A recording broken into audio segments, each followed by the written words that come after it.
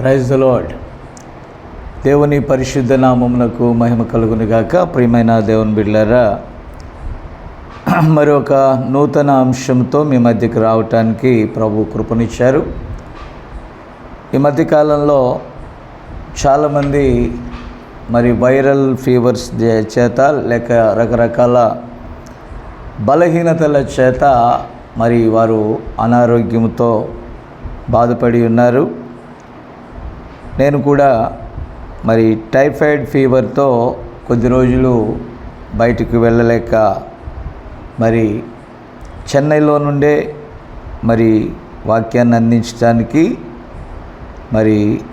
నిలిచి ఉండాల్సినటువంటి పరిస్థితి వచ్చింది. కాబట్టి పిల్లరా, ఏదేమైనా గడియ వర్తమానాన్ని మనము స్వీకరించి ఉన్నామో, వర్తమానంలో అనేకమైనటువంటి లోతైన విషయాలు ఉన్నాయి. కాబట్టి ఆ విషయాలన్నిటినీ మనం ఎంతో చక్కగా ధ్యానిస్తున్నాం. అయితే కొంతమంది వారి వారి అనారోగ్యతను బట్టి, బలహీనతలను బట్టి ఈ యొక్క స్వస్థత మీద కొన్ని విషయాలు చెప్పమని వారు అడిగారు. అందుచేత నిజమే, దేవుని వాక్యము మాత్రమే మనను స్వస్థపరుస్తుంది. ఒక ప్రత్యేక అంశాన్ని ప్రవక్త యొక్క వర్తమానములలో నుండి తీసుకున్నాను. అంశం పేరు నిన్ను స్వస్థపరుచు ఔషధం దేవుని వాక్యమే. ముందుగా పరిశుద్ధ గ్రంథాన్ని చూద్దాం. ప్రభు చెప్పిన ఆ వాగ్దానములను లేకపోతే ఆయన ఇచ్చినటువంటి వాక్యాన్ని మనం చూద్దాం. నిర్గమకాండము 23వ అధ్యాయం 25వ వచనాన్ని నేను చదువుతున్నాను. నీ దేవుడైన యెహోవానే సేవింపవలెను, అప్పుడు ఆయన నీ ఆహారమును నీ పానమును దీవించును, నేను నీ మధ్య నుండి రోగము తొలగించెదను. అలాగే ద్వితీయోపదేశకాండము 7వ అధ్యాయము 15వ వచనం.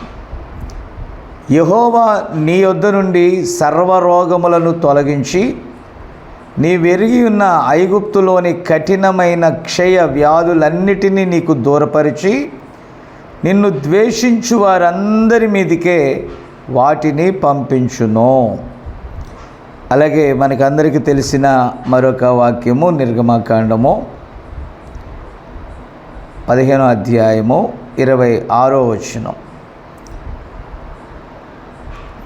మీ దేవుడైన యెహోవా వాక్కును శ్రద్ధగా విని ఆయన దృష్టికి న్యాయమైనది చేసి ఆయన ఆజ్ఞలకు విధేయులై ఆయన కట్టడలన్నిటినీ అనుసరించి నడిచిన ఎడల నేను ఐగుప్తీయులకు కలగజేసిన రోగములలో ఏదియు మీకు రానియనో నిన్ను స్వస్థపరచు యెహోవానో నేనే అనెను. చిన్న ప్రార్థన చేద్దాం. ప్రేమ కలిగిన మా తండ్రి, పరిశుద్ధుడా, నీకు వందనాలు ప్రభా. నీ ప్రజలలో, విశ్వాసులలో అనేకులు నాయనా కొన్ని బలహీనతల చేత, వ్యాధుల చేత నాయన శోధించబడుచు ఉన్నారు ప్రభా. కొందరు స్వస్థత పొంది ఉన్నారు. అల్పునైనా నన్ను కూడా నీ కృపలో బలపరిచి తిరిగి నిలబెట్టుకున్నారు. అందును బట్టి నీకే ప్రత్యేక కృతజ్ఞతాస్తుతులు చెల్లిస్తున్నాను ప్రభా. ఈ గడియ వర్తమానికుడు ఆయన మా కొరకు మీరు పంపిన ప్రవక్త ద్వారా అనేక సత్యాలను వివరించారు నాయన. అనేక మంది రోగులు నీ దాసుని పరిచర్యలో స్వస్థత పొందారు. అలాగే ప్రభువా, అనేక అద్భుత కార్యాలు, సూచక క్రియలు మీరు జరిగించారు. అదిగో ప్రభువా, first pull, second pull, third pull, ఈ మూడు కూడా నాయన ఒకదానిలో ఒకటి అమర్చబడి ఉన్నాయి. ప్రభా మా యొక్క సమయంలో ఇదిగో నాయనా మేము ఏ స్థితిలో ఉంటే వాటిలో నుండి కొన్ని మేము తీసుకొని మేము శక్తి పొందుకుంటూ ఉంటాం. నాయన వధువు రాకడలో కొనిపోబడి వరకు ఈ లోక యాత్రలో మేము ఉంటుండగా ప్రభా నాయనా నీ వాక్యమే మాకు ఆదరణ, నెమ్మది, స్వస్థత, విశ్వాసములో స్థిరత్వాన్ని మాకు దయచేస్తుంది. అందుచేత ప్రభా ఈ రాత్రికాల సమయంలో నీ సన్నిధానంలో నాయనా నీ బిడ్డల కొరకు ఈ చిన్న వర్తమానాన్ని తయారు చేస్తుండగా మీరే ఉండి నడిపించండి. అల్పుడైన నన్ను నీ సిలువ చాటున మరుగుపరుచుకొని నీ నోటికి ఒక బోరగా మాత్రమే వాడుకొని తద్వారా నీ నామానికి మహిమ తెచ్చుకోమని యేసుక్రీస్తు నామములో అడుగుచున్నాము. Amen, amen, amen. ప్రియమైన దేవుని బిడ్డలారా, కొంతమంది నన్ను అడుగుతున్నారు, అయ్యా మీరు అప్పుడప్పుడు ఏదైనా బహిరంగ కూడికల్లో అక్కడ మాత్రమే ఆ యొక్క ప్రసంగాలు రికార్డ్ చేస్తున్నారు, ఇస్తున్నారు, లైవ్ ఇస్తున్నారు. అయితే మీరు ఎక్కువగా ప్రత్యేకమైనటువంటి కొన్ని అంశాలను ప్రత్యేకంగా మీరు బోధిస్తున్నారు. మరి ఆ సంఘ పరిచర్యలో ఈ వీడియోలు రికార్డ్ చేసి పెట్టవచ్చు కదా అని. పిల్లరా, సంఘము నా కుటుంబం వంటిది. ఆ కుటుంబముతో నేను అనేక వ్యక్తిగత విషయాలు, దైవికమైన హెచ్చరికలు ఎన్నో చెప్పాలి. ఇప్పుడున్న పరిస్థితుల్లో ఈ సోషల్ మీడియా చాలా ప్రమాదకరమైన స్థాయిలోకి వెళ్ళిపోయిందండి.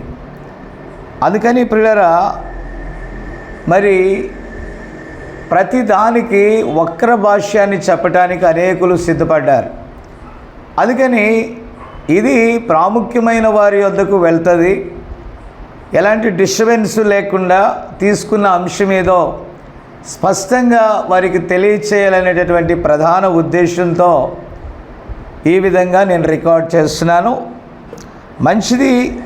ఆ సంఘంలో, ఆ చర్చెస్లో వాళ్ళు బోధించేటటువంటి విధానము, లేకపోతే వాళ్ళు బోధించేటటువంటి ఎవరి పద్ధతులు వారు అనుసరించి నడుచుకుంటూ ఉంటారు. వారిని మనం ఏం అనలేం. కానీ దేవుడు నాకు అనిపించినది, లేకపోతే నాకు ప్రేరేపించిన విధంగా నేను వెళ్తున్నాను. కొన్ని సందర్భాల్లో ఆ మీటింగ్స్ జరిగేటప్పుడు కొన్ని వీడియోలు పెట్టవచ్చు, కానీ ఒక స్పష్టమైన సందేశాన్ని మీకు తేలికగా ఇవ్వటానికి నేను ఎన్నుకున్నటువంటి ఒక మార్గంలో మీ వద్దకు ఈ వాక్యం వస్తుంది. సరే, మనము 3 విషయాలను ఇక్కడ చదువుకున్నాము. పిల్లరా, నిశ్చయంగా మనకు స్వస్థత, బలహీన సమయంలో ఆ హీలింగ్ మనకు కావాలంటే దేవుని వాక్యములో ఉన్నది. చాలామందికి అర్థం కాదు. దేవుని వాక్యము ఒక ఔషధం వలె పనిచేస్తుంది. ఆ వాగ్దానమును నీవు నమ్మకపోతే నీకు స్వస్థత రాదు, దైవిక స్వస్థత రాదు. నీకు దైవిక స్వస్థత రావాలంటే కేవలం దేవుని వాక్యము మూలముగానే అది కలుగుతుంది. ఎందుకంటే లేఖనం చెప్తుంది, వినుట వలన విశ్వాసం కలుగుతుంది. కొన్ని సందర్భాల్లో డాక్టర్లు స్వస్థపరచలేని కార్యాలు ప్రభువు చేస్తున్నారు. పిల్లరా, మరి ఈ గడియ వర్తమానికుడు, ప్రవక్త బోధించినటువంటి దినాలలో అనేకులు అనేక ప్రశ్నలతో దైవదాసుని చాలా శోధించారు. కాబట్టి ఎందరో రోగులు ఉన్నారు, హాస్పిటల్ అన్ని ఖాళీ చేయొచ్చు కదా, రోగులందరినీ కూడా బాగు చేయొచ్చు కదా, ఇలాగున పలు విషయాల్లో శోధించారండి. అయితే లేఖనం చెప్తుంది, నమ్మిన వారికే ఈ సూచనలు వెంబడిస్తాయి. కాబట్టి ఆ సూచనలు వెంబడించడం మాత్రమే కాదు, నమ్ముట అతని వలన అయినట్లయితే అది సాధ్యమవుతుంది. ప్రియమైన దేవుని బిడ్డలారా, విశ్వాసం లేకపోతే ఏ కార్యము జరగదో. ఒక వ్యక్తి అతని విశ్వాసము దేవుని వాక్యం మీద ఎంతైతే ఉంచుతాడో అక్కడ సూపర్ న్యాచురల్ మిరకల్స్ జరుగుతాయండి. ఇవన్నీ కూడా మనకు పేరు గొప్పతనాల కోసం కాదు, కానీ ప్రభు కృపలో ఈ పరిచర్యలో ఎన్నో గొప్ప కార్యాలు నేటికి కూడా చేస్తూ ఉన్నాడు ఆయన. ఎందుకంటే హెబ్రీయులకు రాసిన పత్రిక 13వ అధ్యాయం 8వ వచనం ప్రకారము ఆయన నిన్న నేడు నిరంతరము మారని దేవుడు. Praise the lord.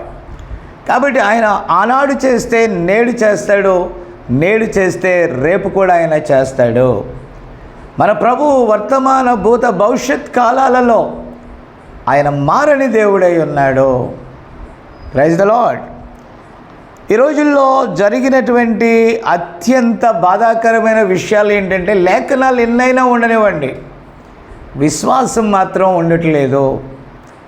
నమ్మిక దేవుని వాక్యం మీద పెట్టడానికి క్రైస్తవులు కూడా అశ్రద్ధ చూపుతూ ఉన్నారు. ప్రియులారా, ఈ ప్రపంచంలో నిన్ను స్వస్థపరచగల ఏకైక ఔషధము దేవుని యొక్క వాక్యము. ఎందుకంటే ఆయన అంటున్నాడు, నేను స్వస్థపరచు యెహోవాను నేనే. ట్యాబ్లెట్లు వాడొద్దని నేను చెప్పట్లేదు. ఔషధము కేవలము ప్రకృతికి మాత్రమే సహాయపడుతుంది అని ప్రవక్త చెప్పారు. కాబట్టి నా ప్రియమైన దేవుని బిడ్డలారా, ఇర్మియా గ్రంథము 30:13లో నీ పక్షమున వ్యాజ్యమాడెవడునూ లేడు, నీ గాయములకు చికిత్స చేయదగిన మందు నీకు లేదు. నా ప్రియమైన దేవుని బిడ్డలారా, మీరు దయచేసి గమనించాలి. పాపము ఎక్కడైతే ఉంటుందో అక్కడ అవిశ్వాసం ఉంటుంది. అవిశ్వాసమే పాపం. మిగతావన్నీ కూడా పాపము యొక్క గుణలక్షణాలు. దయచేసి గమనించాలి. ఇక్కడ అంటున్నాడు, ఇప్పుడు అక్కడ ప్రపంచంలో నిన్ను స్వస్థపరచగల ఒక ఔషధము లేదు. ఇప్పుడు దానిని జ్ఞాపకం చేసుకోనండి. అక్కడ ఏ మందు లేదు, ఏ వైద్యుడు, ఏ క్లినిక్ ఎన్నడూ ఒక వ్యక్తినైనను స్వస్థపరచదు. సర్వరోగము యొక్క స్వస్థత, ఆ హీలింగ్ అనేటటువంటిది జీవాధిపతి అయిన దేవుని యొద్ద నుండి వచ్చుచున్నది. దయచేసి గమనించాలి. సకల స్వస్థత దేవుని నుండి వచ్చును కనుక ఆ విధముగా దేవుని వాక్యము తప్పిపోనిదై అలా అక్కడ పొరపాటుగా ఉన్న ఒక రవంతైనను ఏమీ లేదని నమ్ముచున్నాను.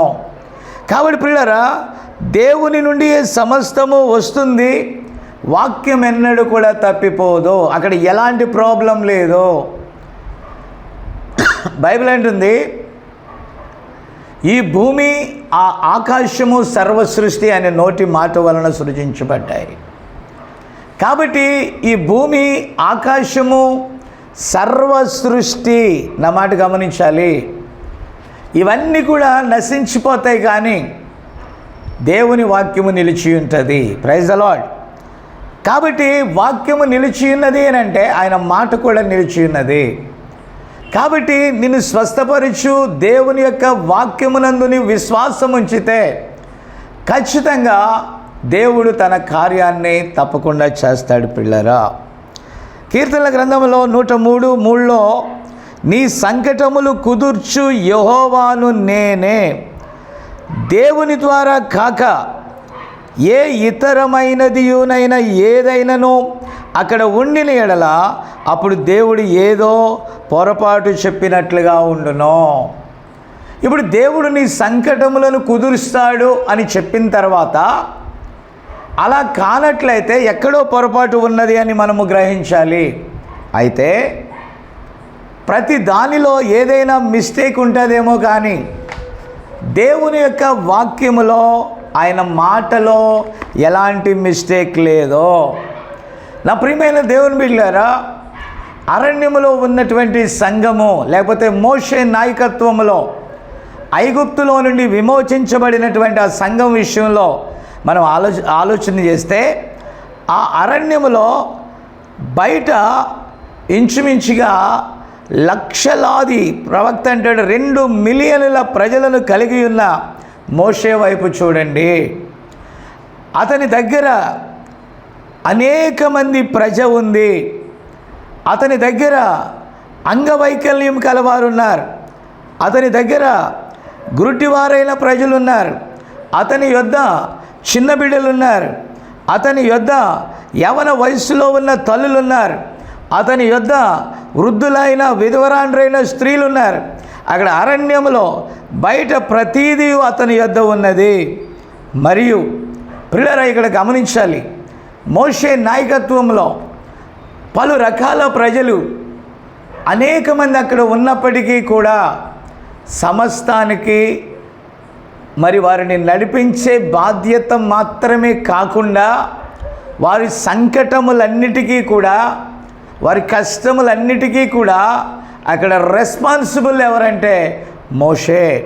కానీ మోషే ధైర్యంగా వారిని నడిపిస్తూ ఉన్నాడు. అంతకుముందు మనం చూస్తే ఈ మోషే ఐగుప్తీయుల సకల విద్యలను అభ్యసించాడు. ప్రియులారా, మీరు దయచేసి గమనిస్తే అతని దగ్గర ఒక ఔషధ వాగ్దానముల పుస్తకం ఉన్నది.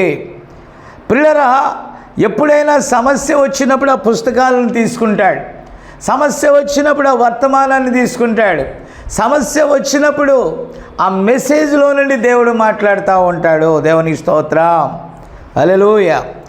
కాబట్టి ప్రియమైన దేవుని బిడ్డలారా, ఇప్పుడు ఆయన మాస్టర్ ఆఫ్ ఆల్ ఆర్ట్స్ అనగా సకల విద్యలను నేర్చుకున్న తర్వాత ఎప్పుడైతే మరి ఆయన దేవుని చేత నడిపించబడటం మొదలుపెట్టేశాడో అప్పుడు ప్రతి దానికి దేవుని వాగ్దానం మీద ఆధారపడ్డాడో. దేవునికి స్తోత్రం కలుగును గాక. ఇప్పుడు ఈ అరణ్యంలో ఎవరికి ఏ బాధ కలిగినా, ఏ బలహీనత వచ్చినా అక్కడ దేవుని ద్వారా, ఆయన వాగ్దానము ద్వారా మోషే చెప్పినప్పుడు అది జరుగుతూ ఉండేది. కాబట్టి పిల్లరా, ఇక్కడ చూడండి, నీ సంకటములన్నిటినీ కుదుర్చువాడు ఆయనే. ఆమెన్. కాబట్టి పిల్లరా, ఇక్కడ గమనిస్తే ఐగుప్తులో ఉన్న వైద్యము ప్రపంచంలో ఉన్నటువంటి ఆ దినాలలో ప్రపంచంలో ఉన్న అన్ని వైద్య శాస్త్రాల కంటే ఐగుప్తు విద్య చాలా మరి జ్ఞానము గలది, చాలా గొప్పదని మనం చెప్పొచ్చు. కానీ ఆ ఐగుప్తు విద్యలన్నిటికీ కూడా కుదరనటువంటి కార్యాలు విశ్వాసం వలన దేవుడు చేశాడు. కాబట్టి మోషే గమనించింది ఏంటంటే, ఈ భౌతిక విద్యాభ్యాసం కంటే, ఈ భౌతిక గ్రంథాల కంటే దేవుని మాట, ఆమెన్, దేవుని మాట వలన ఆయన అనేక అద్భుత కార్యాలు ఆ ప్రజల ఎదుట దేవుడు చేశాడు. కాబట్టి నా అంశము, దేవుని మాట ఒక ఔషధము వలె, దేవుని మాట నీ వ్యాధిని బాగు చేయటానికి అది ఒక ఔషధం వల్లే నీకు ఉపయోగపడుతుంది. Praise the lord. కాబట్టి ప్రియులారా, ఇక్కడ దేవుని యొక్క మాటలను, ఆ వాగ్దానములను అక్కడ మోషే బయటికి తీస్తూ ఉంటాడు. కాబట్టి ప్రభు చెప్పాడు, నేను స్వస్థపరిచే యెహోవాను నేనే అని, నీ సంకటములను కుదుర్చువాడను నేనే అని, ఓ సకల రోగములను వెళ్ళగొట్టువాడను నేనే అని, ఇలాగున చెప్పిన ప్రతి ప్రామిస్ ప్రజల ఎదుటికి తెచ్చేవాడు. ఆ వాగ్దానము ప్రకారము మోషే దేవునికి మొరపెట్టగా దేవుడు వారిలో నుండి ఆ వ్యాధులను తొలగించేవాడు. హల్లెలూయా. కాబట్టి ప్రియులారా, నేను గమనిస్తూ ఉన్నాను, చాలామందికి అనేక మార్లు మేము బలహీనతలో ఉన్న వారికి ప్రార్థిస్తానికి వెళ్తే వారిలో ఒక నైజం కనపడతా ఉంటుంది. ఆ నైజం ఏంటంటే ప్రియులారా, భయం, పిరికితనం, ఏమైపోతున్నామో అనేటటువంటి ఆందోళన. ప్రియులారా, ఇవన్నీ కూడా దేని వలన వస్తాయంటే అవిశ్వాసము వలన వస్తాయి. నీతిమంతుడు నిబ్బరముగా ఉంటాడు, నీతిమంతుడు ధైర్యముగా ఉంటాడు, నీతిమంతుడు దేని విషయం మీద ఆధారపడాడు. డాక్టర్ల కంటే కూడా పరమ వైద్యుడు ఉన్నాడని నీతిమంతుడు నమ్ముతాడు. నీతి దేని వలన వస్తుంది? దేవుని వాక్యము మాత్రమే మనల్ని నీతిమంతులనుగా చేస్తుంది. ఎందుకంటే ఆయన మన పాపములను, మన శాపములను ఆ కల్వరి మ్రాను మీద ఆయన మోసాడు. ఆయన పొందిన దెబ్బల చేత, ఆయన పొందిన గాయముల చేత మనకు స్వస్థత కలిగి ఉన్నది. దాన్ని నువ్వు విశ్వాసం వలన పొందుకోవాలి. ఆమేన్. కాబట్టి నా ప్రియమైన దేవుని బిడ్డలారా, ఇప్పుడు చూడండి, ఇక్కడ ఐగుప్తీయులకు అంత గొప్ప వైద్య శాస్త్రం ఉన్న, ఐగుప్తీయులకు అనేక వారి యొక్క గ్రంథములు ఉన్న వీరి జ్ఞానము కంటే మోషేలో ఉన్న దేవుని యొక్క ఔషధము యొక్క శక్తి వాటి శక్తి కంటే ఇంకా ఘనముగా ఉన్నది. ఆమేన్ లార్డ్. కాబట్టి ప్రియులారా, మీరు దయచేసి గమనించాలి, మోషే యొద్ద సకల రోగ నివారిణి అనేటటువంటి ఔషధము ఉన్నది. ఆమేన్. కాబట్టి ఈ లక్షలాది ప్రజలలో ఎవరు బలహీనులైనా మోషే దగ్గర ట్రీట్మెంట్ ఉన్నది. ఎవరు బలహీనతలో ఉన్న మోషే దగ్గర ట్రీట్మెంట్ ఉన్నది. గాయములకు, నొప్పులకు, క్యాన్సర్, గుడ్డితనము, చెవిటితనము, మూగతనము, ఇలాగున మరి మానవులలో ఉన్నటువంటి సకల విధాలైనటువంటి ప్రతి బలహీనతకు జవాబు మోషే దగ్గర ఉన్నది. Glory to God. కాబట్టి ప్రథమ కారణం ఏంటంటే బలహీనతలకు నెంబర్ 1 అవిశ్వాసము, దేవుని వాగ్దానములను నమ్మలేకపోవటం, మన పాపములకు ప్రాయశ్చిత్తం పొందకపోవటం, లేకపోతే మన దోషములను ఒప్పుకొని విడిచిపెట్టకపోవటం. కొన్నిసార్లు మన దోషాలు, మన తప్పులు మన మీద నేరస్థాపన చేస్తూ ఉంటాయి. అటు వారికి దేవుని వలన ఎలాంటి ప్రయోజనం ఉండదు.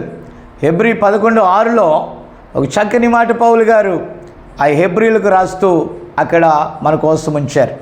ప్రియులారా, మీరు గమనించినట్లయితే అక్కడ ఏమని చెప్పబడుతుందో తెలుసా? విశ్వాసము లేకుండా ఆయనకి ఇష్టలమై ఉండుట సాధ్యం కాదు. ఇప్పుడు దేవుని యొద్దకు వచ్చేవాడు ఆయన ఉన్నాడనియు, వెదుకువానికి ఫలము దయచేయగలవాడనియు మనం ఖచ్చితంగా నమ్మాలి. నా ప్రియమైన దేవుని బిడ్డలారా, నీకు నమ్మకం లేకపోతే, నీవు అది గ్రహించలేకపోతే దేవుని వలన నీకేదో మేలు కలుగుద్దని ఆశించుట వ్యర్థం. కాబట్టి నా ప్రియమైన దేవుని బిడ్డలారా, ఇక్కడ ఈ దినాల్లో మనం చూస్తే ఒక ప్రదర్శన వలె కొన్ని స్థలాల్లో ఆ హీలింగ్స్, అద్భుత కార్యాలు, సూచక్రియలు మనం చేయడం చూస్తూ ఉన్నాం. వారు పొందుకుంటారు, మరలా వారి గృహానికి వెళ్తారు, యథావిధిగా పాపిగానే ఉంటారు. కానీ ప్రియులారా, నేను ఒకటే చెప్తున్నాను, వ్యాధులు వస్తాయి, ఒక అవయవానికి పోతే మరొక అవయవానికి వస్తాయి. ఈ దేహము, మనము ఎలాంటి పాడు దేహంలో ఉన్నామంటే, ఇది కంపు కొట్టేటటువంటి దేహం, ఇది పురుగులు తినేసేటటువంటి దేహం, ఇది ఏనాటికైనా కూడా పౌలు గారు అంటాడు శిథిలమైపోయేటటువంటి గుడారం ఇది. కానీ ప్రియులారా, ఈ గుడారంలో దేవుని యొక్క మరి స్థానం ఒకటి ఉంది, అది మన హృదయం. మన హృదయంలో విశ్వసించిన దాని ప్రకారం దేవుడు ఈ దేహంలో అనేటటువంటి ఆలయము వెనకాల ఆయన కార్యాలు చేయడానికి ఇష్టపడతాడో. కాబట్టి ప్రియులారా, దేవుడు స్వస్థపరచడానికి నేటికి కూడా ఆయనలో మార్పు లేదు, ఆయన స్వస్థపరిచే దేవుడై ఉన్నాడు. కాబట్టి ప్రియమైన దేవుని బిడ్డలారా, ఇక్కడ చూడండి, ఈ మోషే ఎంత గొప్ప మరి విశ్వాసపు ఔషధాలను కలిగి ఉన్నాడో. వారి వంటి మీద వస్త్రములు కూడా పాతగిలలేనంతగా ఏం చేశాడు? ఆ రాతి బండలపై నీవు నడిచిన ఎందుచేత చెప్పులు తెగిపోలేదు? ఆ ఎడారి ప్రాంతంలో 40 సంవత్సరాలు వారు ఆ విధంగా నడుస్తూనే ఉన్న ఎందుకని ఆ చెప్పులు తెగిపోలేదు? ఎందుకు వారు తొట్టిల్లలేదు? ఎందుకు వారు సొమ్మసిల్లలేదు? ఎందుకు అక్కడ రాలిపోలేదు? నా ప్రియమైన దేవుని బిడ్డలారా, వాగ్దానములను వారు అనుసరించి నడిచినంత కాలం పగటివేళ ఆయన మేఘస్తంభములోను, రాత్రివేళ అగ్నిస్తంభములోను దేవుడే వారికి తోడై ఉండి, దేవుడే వారి మధ్య ఉండి నడిపించాడు. దేవునికి స్తోత్రం కలుగును గాక. బట్ ప్రాబ్లం ఎక్కడొచ్చిందంటే, వారు దేవుని మీద తిరుగుబాటు ఎప్పుడైతే చేశారో, వారు ఎప్పుడైతే దేవుని మీద, దేవుని సేవకుని మీద గొనిగారో, ఎప్పుడైతే వారు వాక్య వ్యతిరేకమైన ఆలోచనలు చేశారో అప్పుడు దేవుడే వారిని విడిచిపెట్టేశాడండి. అనేక లక్షలాది మంది ప్రజలు అరణ్యంలో రాలిపోయారు. కారణం ఏంటో తెలుసా? వారు వాగ్దానమును నమ్ముటలో సందేహించారు. ఈరోజు పరమ ఔషధమైనటువంటి వాక్యం మన మధ్య ఉన్నది. వాక్యం ద్వారా స్వస్థత, విడుదల, ఆశీర్వాదం ఉన్నది. బట్ మనలో ఉన్న లోపం ఏంటంటే మనము దేవుని వాక్యాన్ని నమ్మలేకపోవటం. మనలో ఉన్న లోపం ఏంటంటే వాగ్దానములను అనుసరించి నడవలేకపోవటం. మనలో ఉన్న లోపం ఏంటంటే దేవుని కార్యాలను అశ్రద్ధ చేయటం. నా ప్రియమైన దేవుని బిడ్డలారా, అందుచేతనే మనం స్వస్థత పొందుకోలేకపోతున్నాము. కాబట్టి ఆనాడు అద్భుత కార్యాలు, సూచక్రియలు చేసిన దేవుడు నేడు చేయనని ఆయన అంటున్నాడా? అన్ని కాలాల్లో ఆయన ఉన్నాడు. నేను ఎన్నో కార్యాలు దేవుని యొద్ద నుండి నేను చూశాను. ఒకవేళ ప్రభు రాకడ ఆలస్యమైతే ఈ దేహము సంవత్సరమో ఈ దేహం బలహీనపడవచ్చు. కానీ దేవుని వాక్యము ఎల్లప్పుడూ కూడా మనల్ని తాజాగా ఉంచుతుంది. కాబట్టి నా ప్రియమైన దేవుని బిడ్డలారా, ఇక్కడ గమనిస్తే వారికి ఒక మంచి ప్రిస్క్రిప్షన్ లేకపోతే ఒక ఔషధ చీటీ ఉంది. అది వచ్చినప్పుడల్లా ఆ చీటీ వాళ్ళు చూసుకుంటూ ఉంటారు. ఆ చీటీ ఏంటో తెలుసా ప్రియులారా? దేవుడు సెలవిచ్చిన మాట, నేను స్వస్థపరిచే యెహోవాను నేనే. గ్లోరీ, దేవునికి స్తోత్రం కలుగును గాక.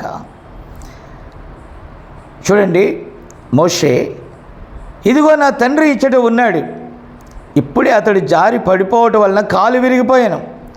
అతడి గాయములకై నీ వద్ద ఏమి ఉన్నది అని వచ్చి అడిగితే, ఒక్క నిమిషం ఆగు అని అతడు దేవుని వాగ్దానమును తీస్తున్నాడు.